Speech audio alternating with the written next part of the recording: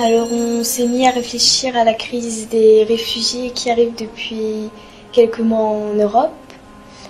On a essayé de comprendre ce qui peut pousser des gens à fuir leur pays, chez eux, les lieux de leurs souvenirs. On s'est alors penché sur les mouvements de réfugiés qui ont marqué l'histoire de France et en fait l'histoire de l'Europe.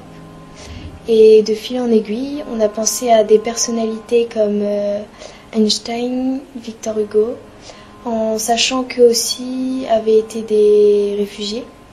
Alors on a commencé à faire des recherches et pas mal d'entre nous ont été surpris de découvrir les noms de personnages connus qui ont dû vivre l'exode à un moment de leur vie. Le Dalai Lama, Bob Marley ou des gens comme le chanteur Mika, ils ont tous été un jour des réfugiés. On s'est donc intéressé à leur vie. On a bien sûr beaucoup parlé de guerre, de catastrophes naturelles et voilà quoi, de choses comme ça, qui font que les migrants sont convaincus que les risques qu'ils prendront pendant leur exode seront moins grands que les risques qu'ils prennent au quotidien à continuer de vivre chez eux. En fait, c'est carrément terrible.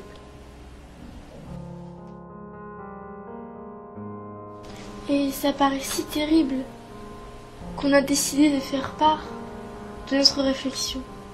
On a décidé de faire part de ce sentiment d'injustice. On s'est dit que ces gens-là, ça pouvait très bien être nous. On s'est même dit que ça a presque été nous d'ailleurs. C'est vrai quoi, parce qu'il suffit que ça ait touché nos arrière-grands-parents par exemple, à une certaine période de l'histoire, pour que ça nous ait touché nous directement. Et c'est pour ça qu'en parlant d'eux, eh bien, on parle de nous en fait. On s'est dit qu'à la fin de leur souffrance, malgré tous les malheurs qui les avaient frappés, les réfugiés de la Seconde Guerre mondiale, nos arrière-grands-parents par exemple, enfin voilà, ils ont réussi ensemble à construire quelque chose. Ils ont réussi à reconstruire autour d'eux malgré des mois sur la route pour certains, malgré qu'ils aient parfois été rejetés pour d'autres. Ils ont finalement réussi à s'en sortir. Comment ? En organisant des sociétés en Europe. Ils sont devenus citoyens de pays en paix. Ils sont devenus citoyens de pays où ils ont quand même dû patauger dans la boue. Il a fallu qu'ils aient froid et faim pour s'en sortir finalement.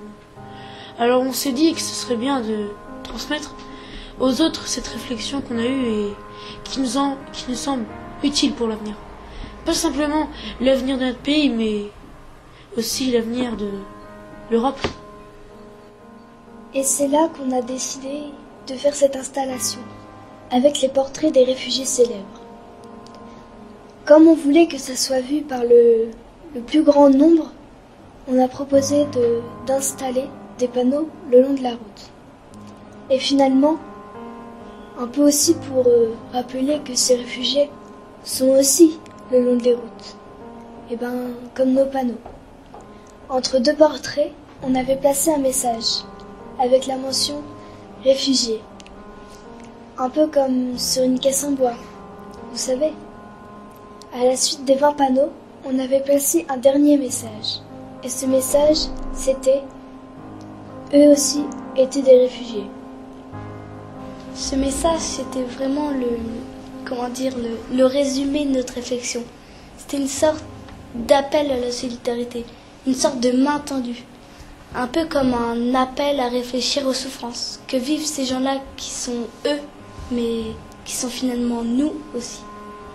On a contacté la presse et on a eu un retour super positif par des articles de journaux.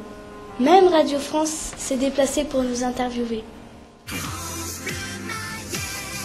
À la CEP, pendant 15 jours, les portraits de personnalités aussi connues que Mika, Bob Marley, Freddie Mercury, Rita Ora... Sigmund Freud vont trôner sur le bord de la route. L'initiative revient à des élèves de 5e du collège Victor Hugo. Le message, c'est pas nous qui le faisons passer, mais ce sont les élèves. On a beaucoup réfléchi, on a beaucoup parlé d'amalgame, de citoyenneté, d'ouverture, de solidarité internationale. Et ça a changé le regard des élèves ? Oui. Absolument. On a commencé ce projet il y a 3 mois et la maturité des élèves sur ce point, elle est absolument indéniable. C'est vrai les enfants? Les gens d'Assé-les-Châteaux ont plutôt finalement bien accueilli le projet.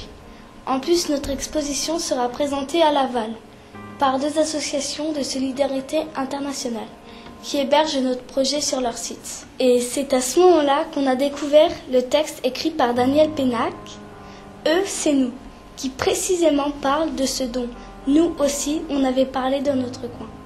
Et là, c'était carrément clair. Fallait aussi qu'on fasse quelque chose avec ce texte. En fait, c'est devenu notre texte dès qu'on l'a lu.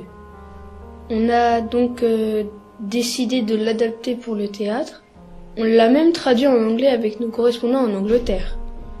Et la pièce va être jouée en français au public mayennais, puis en anglais.